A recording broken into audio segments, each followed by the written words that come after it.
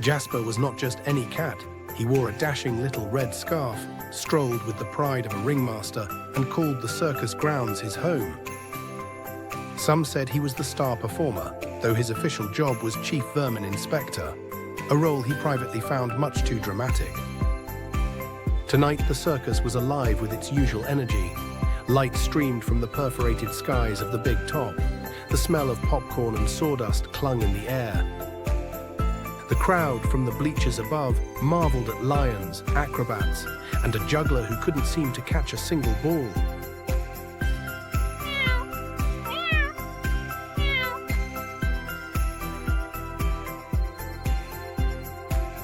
But somewhere below, backstage and out of view, a mouse named Pip was in trouble. Pip had always been careful. He kept to the shadows, moving at dusk and generally steering clear of large, furry animals. But tonight, drawn by a forgotten funnel cake, he made a crucial misstep. A distant clang of a tumbling tin sign brought a harsh beam of light. Pip, distracted, found himself cornered near the fire juggler's equipment trunk. The shadow that filled the entrance to his hiding spot belonged inevitably to Jasper.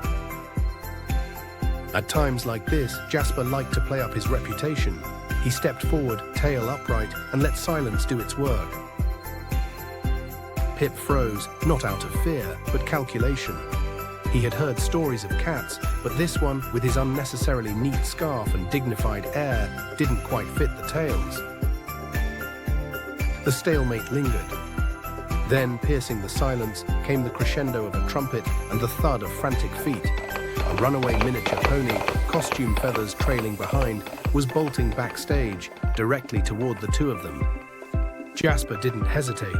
With a single leap, he pushed Pip from the trunk. Pip tumbled onto a rolled-up rug. Jasper followed, and, almost in the same motion, wrapped his paws protectively around the startled mouse.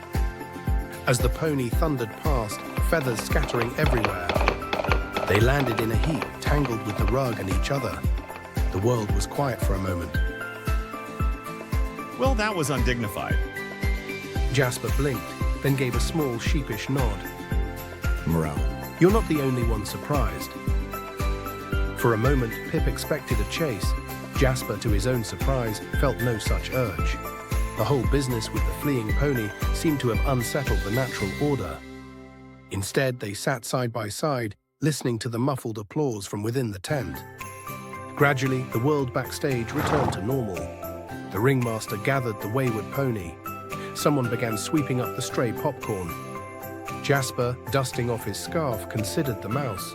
Pip, brushing off a stray feather, considered the cat. A truce, unspoken but understood, settled between them. They made their way to the edge of the ring at a safe distance from the crowds and watched as the final act started. Time passed like this. Jasper sneaking Pip crumbs from the snack cart. Pip, in turn, alerting Jasper to the whereabouts of a sneaky raccoon.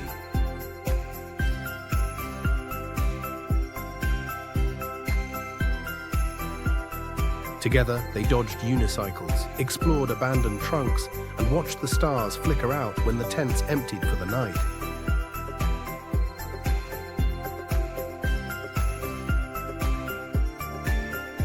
News of their odd alliance spread through the circus crew. Some, like the bearded strongman, were charmed. Others grumbled about the breakdown of the pest control chain of command. Jasper ignored them. Who else would trade jokes with him about the stilt walkers or share late-night popcorn watches?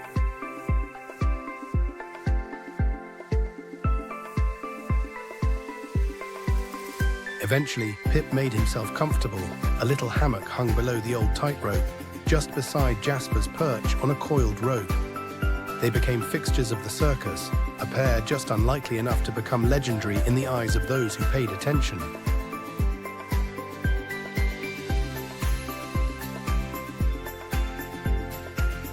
And the rumor, which grew with each telling, that if you listened closely on the quietest nights, you could hear the tiniest laugh, followed by a much louder purr, somewhere beneath the glittering lights of the big top. No catch, no chase, just a cat and a mouse, best friends, keeping the circus together in ways no one else quite could.